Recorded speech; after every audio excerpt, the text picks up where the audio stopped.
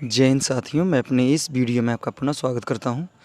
दोस्तों, आज हम लोग बात करेंगे ऋजुरेखी पथ पर गति से संबंधित इस चैप्टर से संबंधित आज हम लोग बात करेंगे औसत चाल किसे कहते हैं और औसत चाल से संबंधित कुछ न्यूमेरिकल्स होते हैं जिनको हम डिस्कस करने का प्रयास करते हैं। तो चलिए आइए शुरू करते हैं। पहले हम लोग समझ लेते हैं औसत चाल के बारे में कि औसत चाल आखिर है क्या।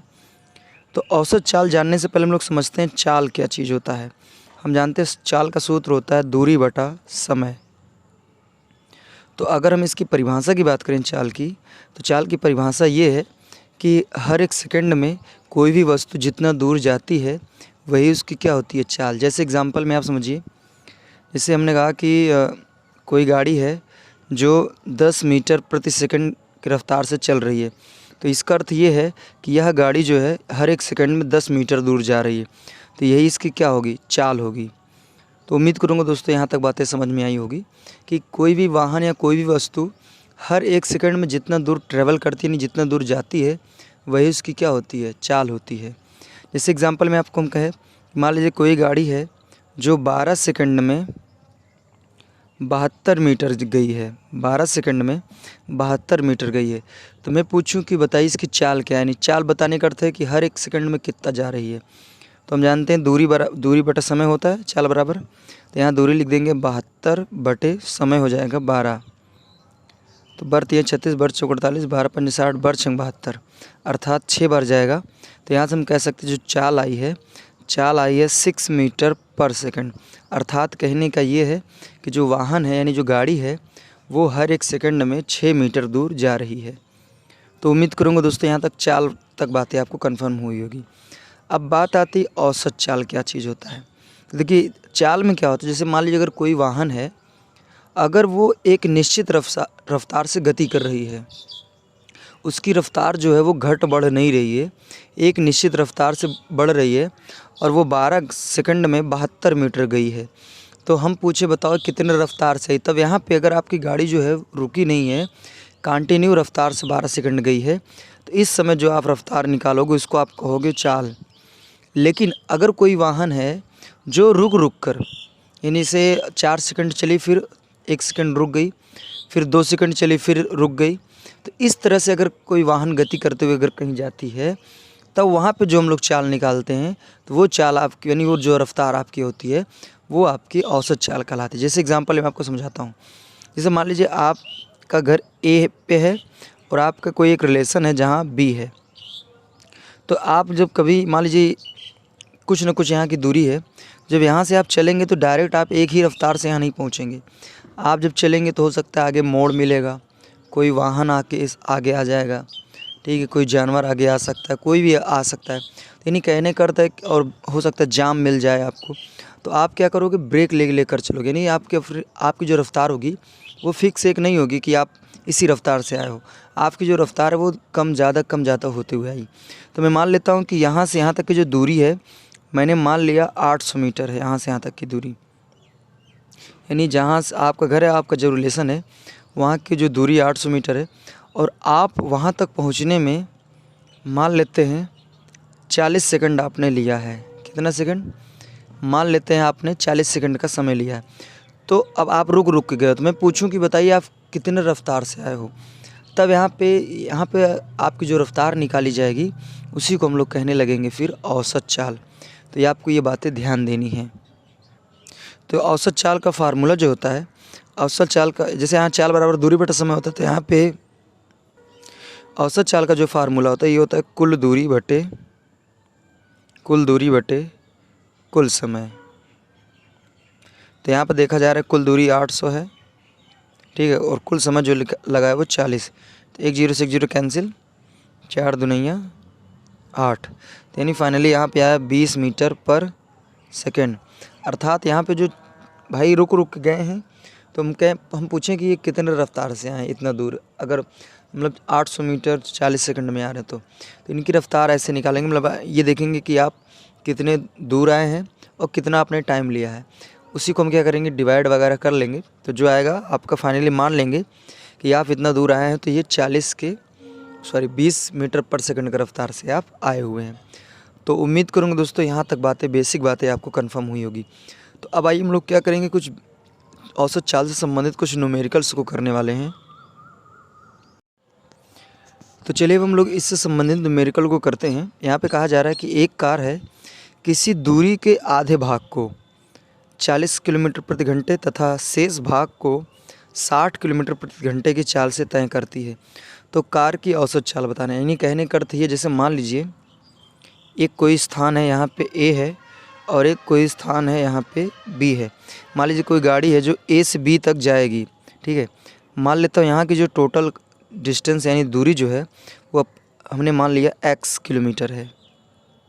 तो कहा जा रहा है कि आधे भाग बोले तो यानी आधी दूरी बोले तो x/2 किलोमीटर की जो दूरी है इसको क्या कर रहा है 40 किलोमीटर प्रति घंटे की रफ्तार से जो कार वाला है वो ट्रैवल कर रहा है। उसके बाद जो आधी दूरी बच रही है उसको क्या कर रहा है 60 किलोमीटर प्रति घंटे की रफ्तार से गति कर रहा है। तो मैं पूछूं कि यानी ओवरऑल यहाँ से यहाँ तक कि कितने रफ्तार से जा रहा है। तो इसकी बेसिकली हमें औसत चाल बताना है। तो औसत चाल का हम जानते हैं फार्मूला जो होता है, औसत चाल बराबर होता है कुल दूरी बटे कुल समय, ठीक है। तो यहाँ पे मैं मान लेता हूँ जो कुल दूरी है, कुल दूरी इसको हमने मान लिया x किलोमीटर है, ठीक है। अब यहाँ पे देखिए चाल भी पता है, दूरी भी मान लेते पता है, लेकिन अपने को समय नहीं पता है। तो मैं मान लेता हूँ, देखिए यहाँ पे कुल समय निकालना है अपने को। तो यहाँ लिखेंगे आधी दूरी जाने में लगा समय। तो इतने समय को मैं मान लेता हूँ t1। तो हम जानते हैं, देखिए सूत्र होता है चाल बराबर दूरी बटा समय। तो अगर मैं समय बराबर निकालूं तो समय इधर आ जाएगा, चाल नीचे आ जाएगा। तो मैं लिख सकता हूँ समय बराबर जो हो जाएगा ये हो जाएगा दूरी बटे चाल, ठीक है। तो अगर मान लीजिए आधी दूरी जाने में लगा समय की बात करें तो दूरी तो जा रहा है x/2 और चाल की बात करें तो चाल जो है वो है 40 किलोमीटर प्रति घंटा, ठीक है। अब ये पलट के यहाँ जाएगा तो ये जाएगा x/2 × 40, ठीक है। इतना मान लीजिए सेकंड लगेगा जाने में। उसी तरह फिर लिखेंगे आधी बची दूरी में जाने में लगा समय। तो यहाँ भी देखिए दूरी है आधा x/2 और चाल जो है वो क्या है, यहाँ पे t2 मान लेते हैं। तो चाल है 60 किलोमीटर प्रति घंटा। तो 60 ऊपर जाएगा तो जाएगा x/2 × 60, ये हो जाएगा सेकंड। अगर बात करें टोटल समय कितना लगा तो टोटल समय हो जाएगा t बराबर t1 + t2 हो जाएगा। अब यहाँ पे t बराबर t1 का मान हो जाएगा x/2 × 40 प्लस x/2 × 60। अब यहाँ से अगर हम औसत चाल निकालेंगे v एवरेज यानी औसत चाल, तो यहाँ से जो है कुल दूरी हमने माना है x/ कुल समय। तो कुल समय ये हो जाएगा x/2 × 40 प्लस फिर x/2 × 60, ठीक है। यहाँ तक बातें उम्मीद करूँगा आई होगी बात समझ में। अब आगे क्या करेंगे देखिए x/2 हम कॉमन कर लेते हैं, x/2 कॉमन कर लेंगे तो अंदर बचेगा 1/40 प्लस 1/60, ठीक है। तो इधर से क्या हो जाएगा, ये x कैंसिल हो जाएगा तो ऊपर बचेगा 1/2। अच्छा इनके बीच कैल्शियम निकालेंगे तो इनके बीच कैल्शियम जो आ रहा है वो आ रहा है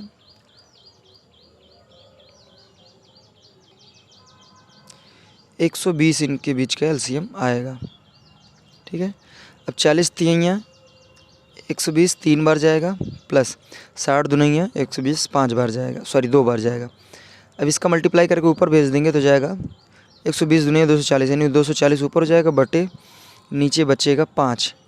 तो इसको आप कैंसिल करेंगे तो 5 का नम 5 5 24 4 बचा 5 8 40। तो फाइनली यहाँ पे हम कह सकते हैं वी एवरेज जो आया है यानी औसत चाल जो आई है वो आई है 48 किलोमीटर पर घंटा, ठीक है। तो इसका अर्थ ये है कि जैसे जो वाहन है आधी दूरी 40 किलोमीटर प्रति घंटे की रफ्तार से जा रही है और बची आधी दूरी जो है वो 60 किलोमीटर प्रति घंटे की रफ्तार से जा रही।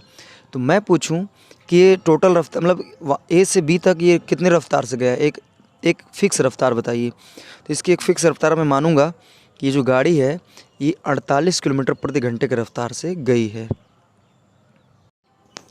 चलिए अब हम लोग नेक्स्ट प्रश्न की ओर चलते हैं। इसमें कहा जा रहा है उपरोक्त में यदि एक कार संपूर्ण दूरी को तय करने के आधे समय तक 40 किलोमीटर प्रति घंटा तथा बचे हुए आधे समय में 60 किलोमीटर प्रति घंटे की चाल से चली होती है तो औसत चाल क्या होगी। अर्थात कहने का ये है कि मान लीजिए कोई कार है जो क्या कर रही है, मतलब कहीं भी जा रही है, मतलब ए से बी कहीं भी जा रही है, तो आधे टाइम तक क्या कर रही है, वो अपनी चाल को 40 किलोमीटर प्रति घंटे की रफ्तार पे ली है कार। उसके बाद जब आधा टाइम जो था उसमें क्या किया उसने 60 किलोमीटर प्रति घंटे की रफ्तार से चाल को अपने बदला है। तो इसमें कहा जा रहा है कि एवरेज वैल्यू बताइए, औसत चाल। अर्थात कहने का मतलब कि वो कितने रफ्तार से गई है। जैसे आप ये तो कह नहीं सकते कि 40 से गई या फिर 60 से, क्योंकि 2 लोग ऑप्शन में। तो जब कभी भी 2 से 3 लोग ऐसे ऑप्शन में आते हैं तो यहाँ पे हम लोग एवरेज निकालते हैं उसका। तो एवरेज जो आता है वही उसका मान लेते हैं कि है, ठीक है। तो हम जानते हैं कि मान लीजिए पहला नंबर हम लिखेंगे सूत्र, हम जानते हैं औसत चाल बराबर क्या होता है, कुल दूरी बटा कुल समय, ठीक है। अब सवाल में देखिए यहाँ पे कुल दूरी तो दिया नहीं है, दूरी कितना है, हाँ ये दिया है, समय दिया, आधा समय फिर आधा समय, तो ठीक है, समय दिया और चाल दिया, दूरी नहीं दिया है। तो दूरी हमको क्या करना पड़ेगा, निकालना पड़ेगा। तो यहाँ पे लिखेंगे आधे समय में तय की गई दूरी। तो हम जानते हैं दूरी बराबर जो होता है चाल गुणे समय होता है। तो यहाँ पे लिखेंगे आधे समय में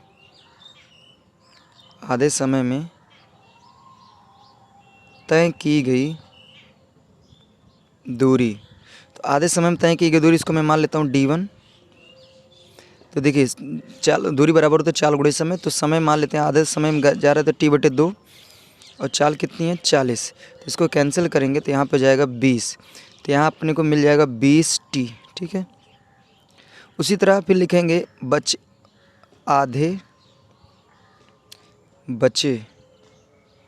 समय में तय की गई दूरी, इसको मैं मान लेता हूँ D2 बराबर, देखिए समय यहाँ पे आधा ही लग रहा है T/2 और चाल कितनी है 60।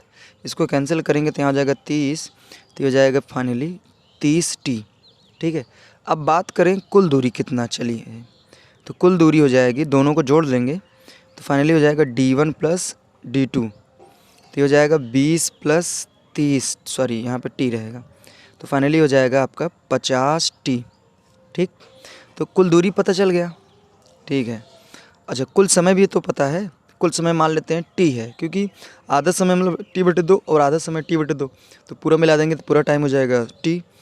तो यहाँ से हो जाएगा फाइनली, अगर लिखेंगे औसत चाल बराबर कुल दूरी बटा कुल समय, तो कुल दूरी तो अभी अपन ने निकाला है 50T और कुल समय जो है T, तो T से T क्या हो जाएगा, कैंसिल हो जाएगा।